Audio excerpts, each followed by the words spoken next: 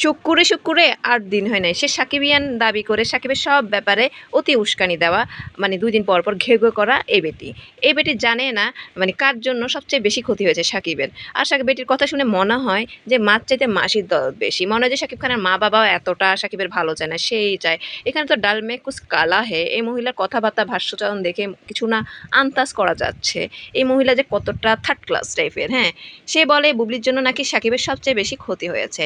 এর চেয়ে হাস্যকর কোনো শব্দ আছে? এই কথাতে সাকিবের ভক্তদের কথা সত্য যে এই মহিলা ৩ দিনের সাকিবিয়ান। আপা সাকিব ভক্তদের থেকে একটু অ্যাটেনশন পেয়ে এখন বিশাল বড় সাকিব ভক্ত হয়ে গিয়েছে। আপা জানেই না ২০১৭ থেকে ২০২২ পর্যন্ত অপু শাকিব খানের কেরিয়ারের জন্য কতটা হুমকি ছিল।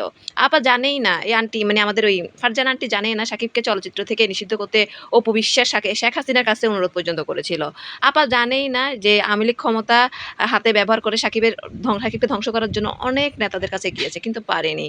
হ্যাঁ, আবার আপা জানেই না সাকিবের মা-বাবা থেকে শুরু করে তার ১৪ গোষ্ঠী সাকিব খানের ১৪ গোষ্ঠীকে ব্লেম দিয়ে কতটা ইন্টারভিউ দিয়েছে। না জানলে একটু ইউটিউব দেখে আসেন, তাও লাইভে এসে সব ঘেঘো কইরেন না। সবকিছু রিসার্চ করে তারপরে সে লাইভে এসে নিজেকে মহাজ্ঞানী, মহাপণ্ডিত ভাইবেন। আপনার কথাই মনে হচ্ছে আপনি যে আসছেন শুক্র শুক্রে ৮ দিন হয়নি, ৩ দিন হয় নাই সাকিবিয়ান হয়েছেন।